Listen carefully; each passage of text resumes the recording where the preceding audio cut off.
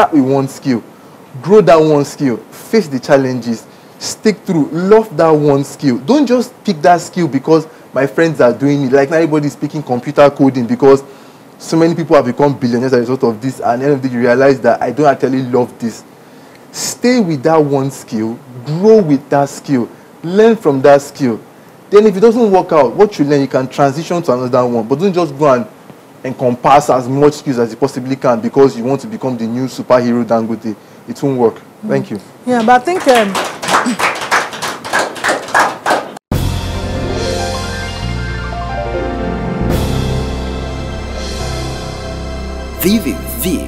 I think the question is that somebody has skill, he learns so many things, but he's not utilizing them.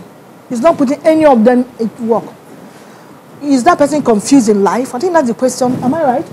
Is that person confused or there's something, a problem somewhere? Because we expect such a person who have about 3 skills to put to use at least one. But it's not, he's just roaming the street now, doing nothing. But he has some skills. That's what he's saying. I think that's the question. Okay, yes, thank you, yes. All right. Utilize, okay, Ehili, like you said, is actually correct. Probably we could also look at it from the point of view that maybe they acquired the wrong skills. Or maybe they didn't even learn those skills properly. Because I think if you learn a skill properly, you should be able to utilize it to some extent.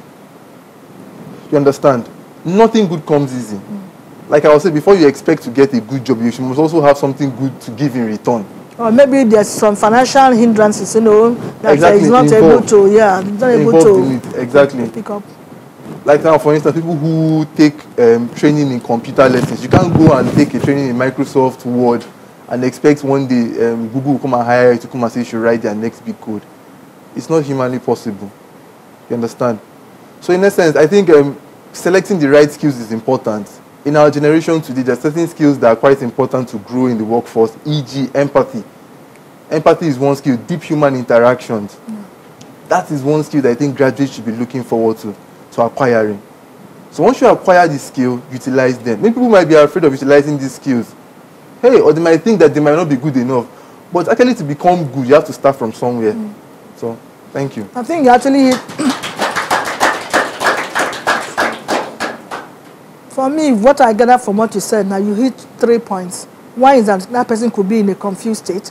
2 is that it may not be what he wants actually to learn, what he derive interest in, that eventually find himself. The skills he gathered may not be what he actually have real interest in. Either somebody or anyhow is able to learn that. That's why he's not able to put it into use.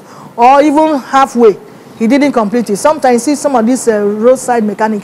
When they learn 6 months, oh, they want to go and open their own. They've not even know fully what they're supposed to do. This will also be one of the hindrances. All right. Please, next question. All right, question 4. What should I do when I can't find a job in my field of study and I'm not deriving satisfaction in my present job that's actually meeting my daily needs? I think every Nigerian worker actually faces this issue. I'm being honest. You see, before I gained admission to university, when I always go to Zenith Bank, I will see pretty girls and I'll say to myself, I must be a banker. And when I got into banking, I realized that, look, what we see from outside is not the same from what is inside. But that aside, you see, nothing will be handed to you in life just because you want it. I'm sorry. I know the way I came here. Elise didn't call me and say, Fabian, you're so good, come here. I went looking and I found it. Now, employment opportunities are difficult to come by. But once you have a job, please, please, please love what you do. Learn to work right. Learn to work right. There's something called deliberate practice. Now, it's common in sports, in music. Elise sings. Allah, for she to become a good singer, she has to, before she can actually hit the high notes. But you have to love what you do. Believe me, man, if you quit your job, you don't want to be broke. You don't want to be broke. That's the fact. So, love what you do, work right, grow from there. When you grow from there, you can now transition to what you want to become. Maybe you've not found an opportunity in the place you want to because you might not be ready yet, or you don't even have the skill set required. Love what you do, work right, Forget about the distraction. Forget about your work environment. Go in there and love it. It might not be easy. Like I said, a career, it means you derive meaning from your work life. But it might not always translate to what? To joy. But just love what you do. Understand it and do it to your best. Thank you. And I want to add that for the fact that that is not what you plan for yourself, but because there's no job, you find yourself doing something else. That will not also stop you from, giving out your CV to a company you admire to work in, to be able to be relevant in what you study in school. It should not stop you. I give a scenario here of my own person that we granted him employment in our company. He refused to work, said no. He had to wait, even if it takes him 10 years to get a job to practice what he studied in school, he doesn't mind. Although after 5 years, using motor to do taxi and all that, he was able to gain employment to one of these oil companies. So for a fact that you're working right now in a bank or somewhere else outside what you study in school, should not demoralize your, how do I put it now? You just continue in doing what you are doing while you are still searching for. Maybe 2 years, 3 years, hopefully there will be an opening for you. Now you'll not gain that job. Because if you don't work with your mind, because this is not where you want to go, just pay me. The experience you mentioned before, you will not even get it. But you need experience too, even if we're going to work somewhere else. I don't know if this answer is okay to whoever asked the question, but that's my own suggestion. Stay where you are for now, while you send your CV to other places where you want to be. And by the grace of God, prayerfully, God opens that way for you. Then you can do it and be, because that job satisfaction is very important. Sure. What this person lacks is job satisfaction, because it's not doing exactly what he wanted to do. But the situation you find out, there's something you can do. Don't quit your job so that you don't go and carry gun again and start disturbing people. No, so just keep up to that you're doing, and God will open a better way for you.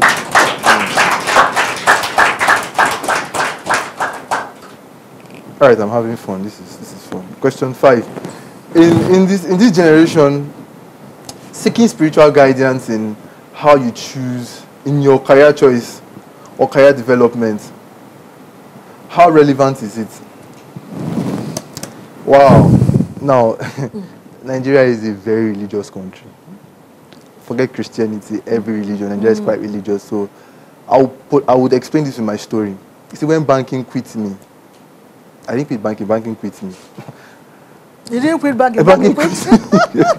That's interesting. When banking quit me, so you realize that when banking quit me, my mom, because I'm a Catholic, she came and she gave me a prayer book. No, we Catholics, we have multiple prayers. And I started praying every day. I started going to church, I started to attend adoration. In fact, I don't think I've ever been that religious in my entire life. I became so religious. I started ending my calls with God bless you. You understand?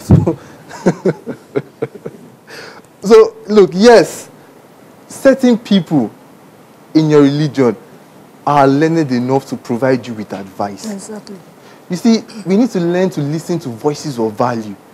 There's some people that you talk to, from the first sentence they make, you just know, hey, this is what rubbish. You don't need to have a PhD to be able to decipher that. You don't need to. So, if you are lucky enough to have those people in your church, in your mosque, wherever it is you worship, seek advice from them. Talk to them and be honest. You say a problem shared is a problem solved. Exactly. You understand? You can't just sit out there hoping that this person understands that this is what you are going through. It won't work.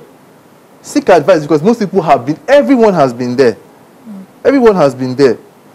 For people who feel that, okay, fine, I want to do it alone, you go out there and you struggle. And you know that fully well that you will make mistakes. Myself, I've made some costly mistakes in my life. Yeah. And you embrace your mistakes. And you learn from them. I know it's quite painful and it's quite difficult. You learn from them.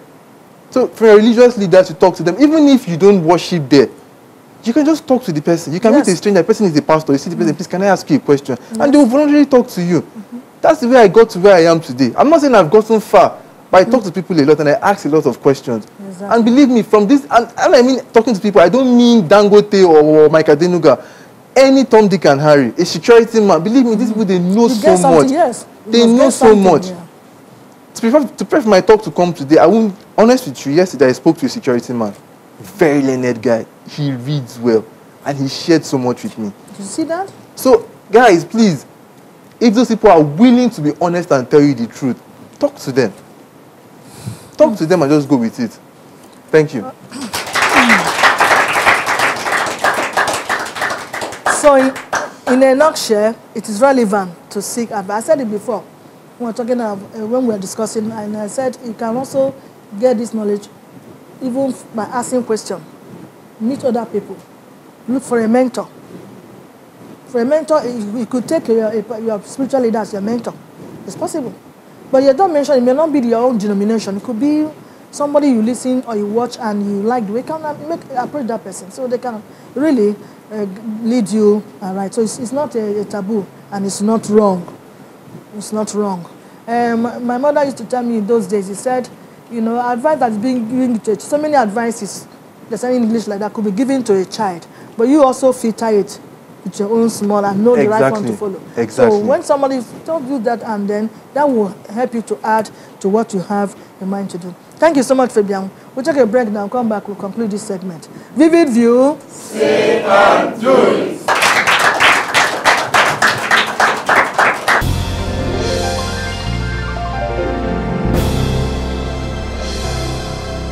Vivid View. Welcome back. Fabian, please, what's your final advice? Yes, Ehilis, thank you very much for having me on the show today. Yes, honestly, the question of my career, where to begin, I would advise people that, look, even if you cannot answer the question immediately, it's all right.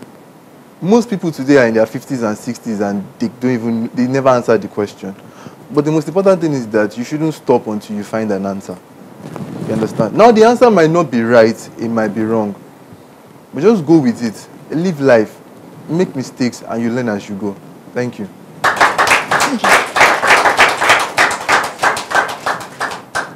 And I want to conclude, I would say that career in life is a marathon and not a sprint.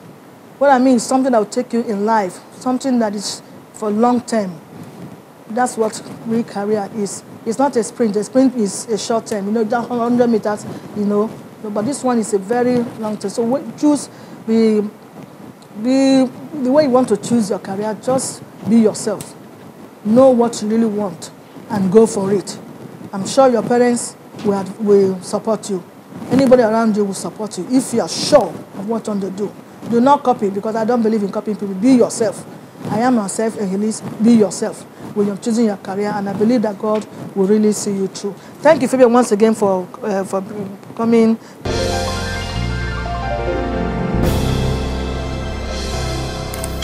Vivid View.